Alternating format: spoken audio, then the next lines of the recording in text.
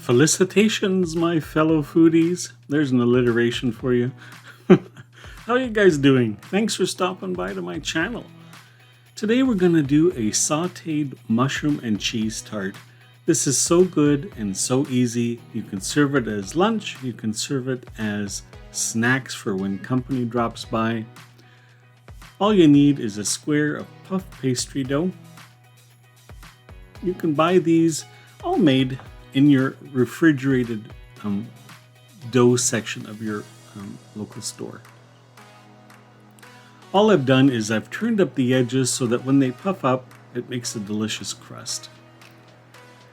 I'm adding a pound of mushrooms that I've sauteed with some butter, some salt, pepper, onion, garlic, whatever you like to make your mushrooms taste good.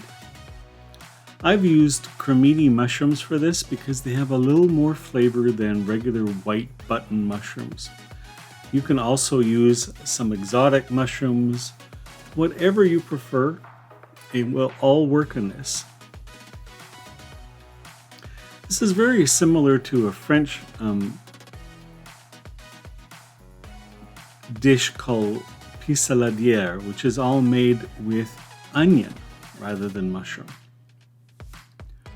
On top of the mushrooms, I'm going to add some slivered Asiago cheese. Asiago has a little more flavor than Parmesan. Parmesan tends to be a bit more salty than anything.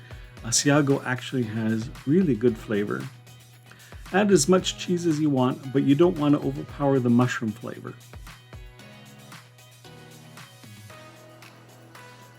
So it's not like a pizza topping. The cheese is rather scant than anything else.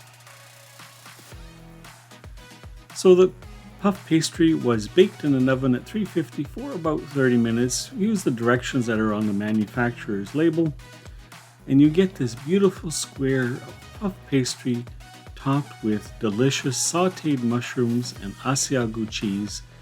Cut it into squares, serve it with a crisp green salad. You have a delicious lunch, and if you cut them into smaller pieces, you can serve them as hors d'oeuvres to your guests that show up unannounced. If you like the recipe, I would love it if you'd subscribe to the channel. Just love to have you here with me. Thanks for stopping by for another recipe that warms your soul. See you next time.